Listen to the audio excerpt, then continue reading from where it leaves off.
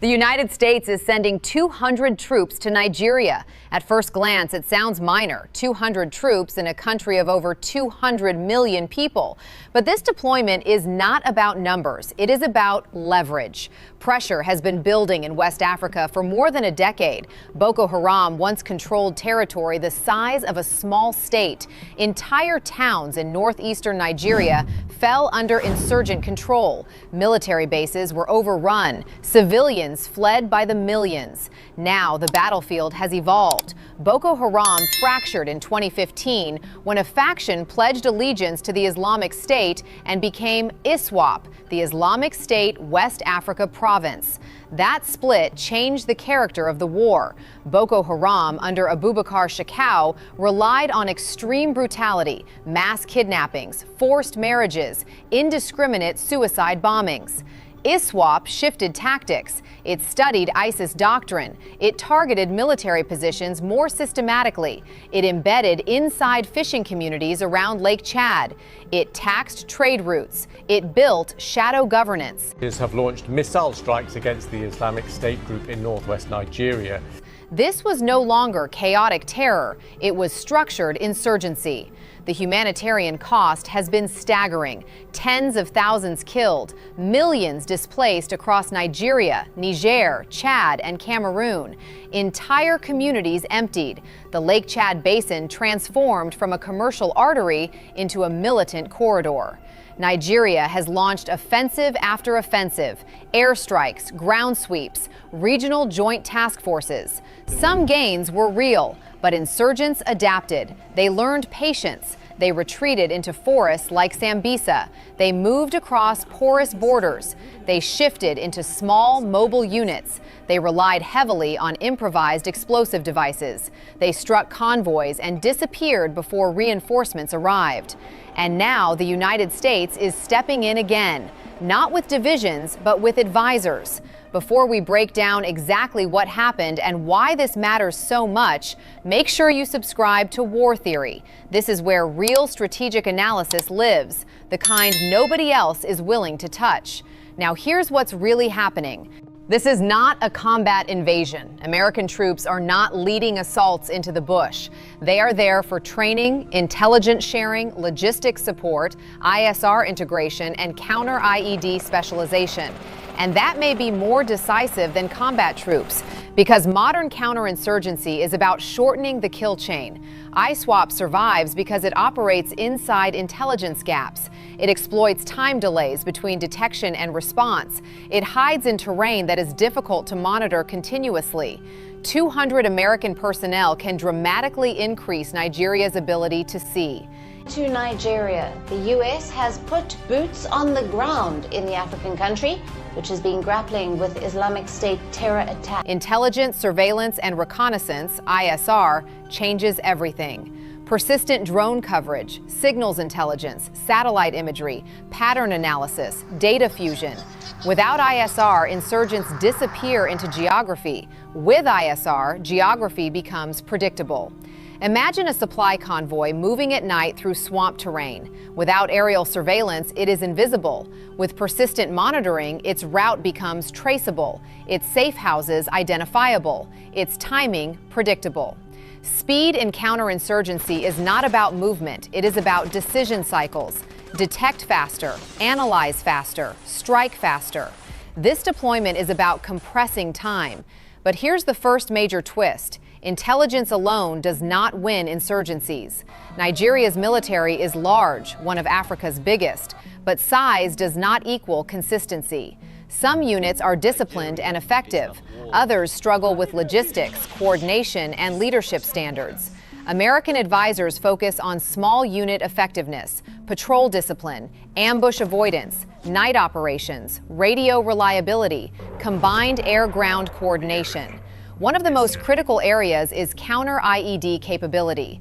Improvised explosive devices are the insurgents' most lethal equalizer. Cheap, adaptable, devastating. They target predictable routes and soft supply lines. When a military fears the roads, it loses initiative. Training Nigerian forces to detect, neutralize, and dismantle IED networks restores operational confidence. But here comes the second twist. Clearing territory is easy, holding it is not. Nigeria has cleared insurgent camps before, destroyed weapon caches, reclaimed towns.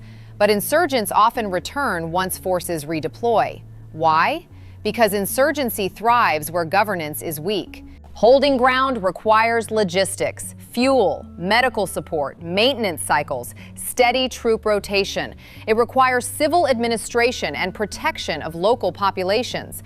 American advisory missions often emphasize sustainment, fuel chains, maintenance schedules, evacuation protocols, operational endurance. Because without sustainment, cleared territory becomes temporary. ISWAP understands this weakness. It avoids decisive battles. It waits for military pressure to subside. Then it re-enters. Now comes the third twist. This is hybrid warfare. ISWAP is not just an armed group.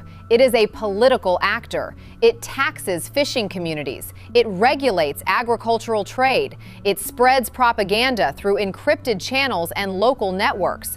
It portrays itself as disciplined compared to corrupt state structures. Information is a battlefield. Every civilian casualty becomes recruitment material.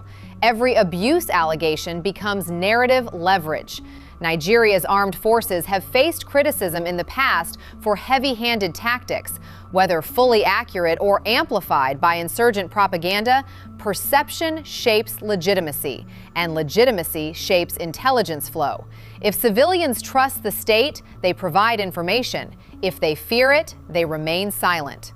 American advisors emphasize targeting discipline and civilian protection not for optics, but for operational necessity. Because in counterinsurgency, intelligence from civilians is often more valuable than any drone. Now expand the lens. The Lake Chad Basin spans 4 countries. Borders are porous.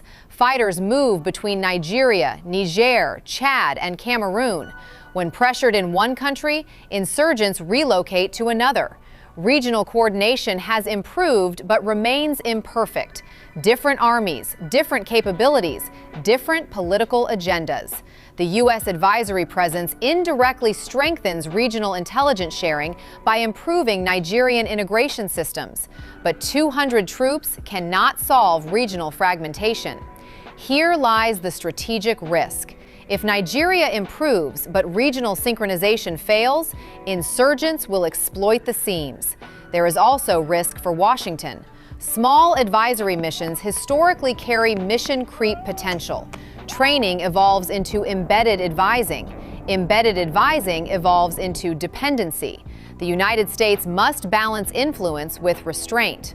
Another risk is perception. Extremist propaganda can frame foreign troops as occupation forces. Even limited presence can be weaponized rhetorically. This is why the footprint is deliberately limited. 200 troops are enough to amplify, not enough to dominate. But step back and assess the stakes. Nigeria is Africa's most populous nation. It anchors West Africa economically. It is a major oil producer and a regional military power. If northeastern Nigeria becomes a permanent insurgent sanctuary, consequences extend beyond its borders. Trade routes destabilize, regional security deteriorates, extremist networks gain durability. ISWAP is not isolated. It is linked to global ISIS structures. It provides propaganda value and operational continuity to transnational jihadist networks. Preventing its consolidation matters globally. This deployment represents a calculated bet, a limited, intelligence-heavy intervention designed to increase Nigerian operational tempo without triggering escalation. Success will not be dramatic battlefield victories. It will look like reduced attack frequency, fewer successful ambushes, improved response times, territory held without relapse. Counterinsurgency is a war of erosion. ISWAP thrives on space, time, and ambiguity. American involvement seeks to remove those variables, compress time, deny space, reduce ambiguity. But military capability alone is not decisive. Political reform, anti-corruption efforts, economic stabilization, and regional coordination determine long-term outcomes. The United States can enhance Nigerian military capability. It cannot substitute for Nigerian governance. And yet, small changes in capability can shift momentum dramatically. In modern warfare, decisive advantages are often informational, not numerical. Who sees first? Who decides first? Who adapts faster? Nigeria is fighting to reclaim its northeast. The United States is betting that intelligence dominance and professionalization can tip the balance. 200 troops, not an invasion, not a headline-grabbing escalation, a force multiplier inserted into the nervous system of a protracted insurgency. The next 24 months will determine whether this advisory mission becomes a turning point or simply another chapter in a conflict that refuses to end. Because in counterinsurgency, victory does not arrive suddenly. It arrives gradually, through disciplined pressure, denied sanctuary, and shrinking operational space. The question is whether 200 troops, strategically deployed, can accelerate that process enough to matter. This is war theory.